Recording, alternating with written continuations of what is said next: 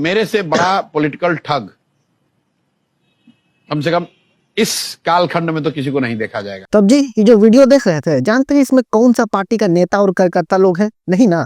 तो चलिए हम आपको बताते हैं। ये वीडियो में है बिहार के सबसे ईमानदार और गांधीवादी नेता कहे जाने वाले प्रशांत किशोर के पार्टी के नेता और कार्यकर्ता लोग, जो अपने पार्टी में टिकट न मिलने से इतना नाराज हो गए हैं कि अपना ही पार्टी का बैनर और झंडा में आग लगा रहे हैं।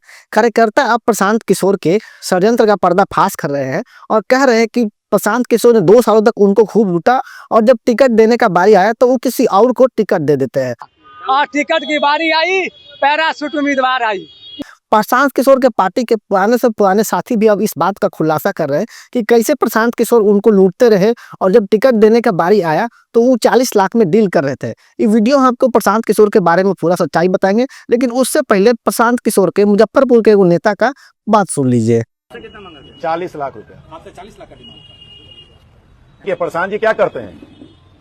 कहते हैं कि आज पहला किस्त जारी किए हैं, फिर कहते हैं दूसरा किस्त जारी करेंगे, तंका वो मूर्छित से उठ जाएगा तब, फिर कहते हैं तीसरा किस्त जारी करेंगे, तंगा टन मना गया तब। तो उन्हीं के ना पार्टी के रहे 2.5 साल से। तो चलिए अब शुरू से शुरू करते हैं। तब प्रशांत किशोर पिछले कुछ दिन से बिहार के बड़ा बड़ा नेता के भ्रष्टाचार का लगातार खुलासा कर रहे थे, चाहे वो बीजेपी के सम्राट चौधरी हो, मंगल पांडे हो या फिर तेजस्वी यादव ही क्यों ना हो, वो किसी को नहीं छोड़ रहे थे। लेकिन एगो बात पता चला है कि सारा भ्रष्टाचारी नेता चुनाव के दौरान जनता के बीच मैदान में है, लेकिन दूसरा तरफ बिहार के जो सबसे ईमानदार नेता प्रशांत किशोर है वो चुनाव लड़ने से ही डर गए हैं। अभी प्रत्याशियों को जिताने के लिए जो मुझे काम करना है वो काम करने पर फोकस करना है, इसलिए मैं चुनाव नहीं लड़ रहा हूँ।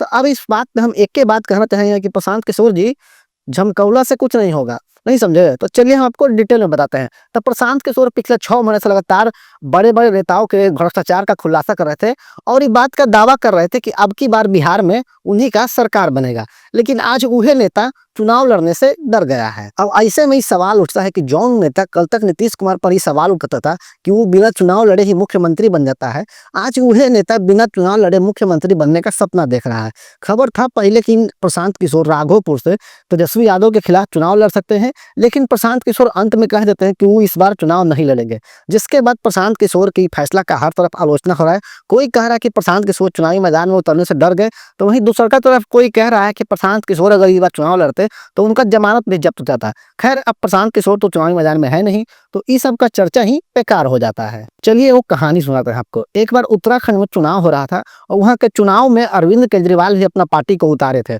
और उनका दावा था कि इस बार उत्तराखंड में उनका पार्टी मतलब कि आम आदमी पार्टी का सरकार बनेगा।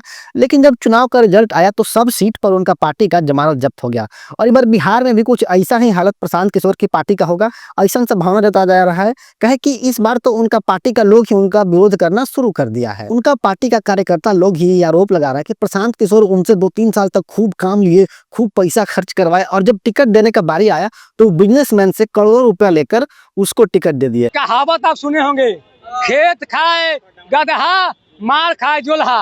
जनसुराज में अगर जनसुराज का पहचान बना बख्तियारपुर में तो वह पुरुषोत्तम कुमार ने बनाया और जब टिकट देने की बारी आई पैराशूट प्रत्याशी आई। यहाँ तक कि उनके पार्टी के कार्यकर्ता ये भी आरोप लगा रहे कि प्रशांत किशोर एगो आदमी से एगो पार्टी खड़ा करके देने के लिए करोड़ों का डील किए हुए हैं और इसी सब के कारण उनके पार्टी के कार्यकर्ता ही अब उनको बिहार का सबसे बड़ा फ्रॉड कह रहे हैं।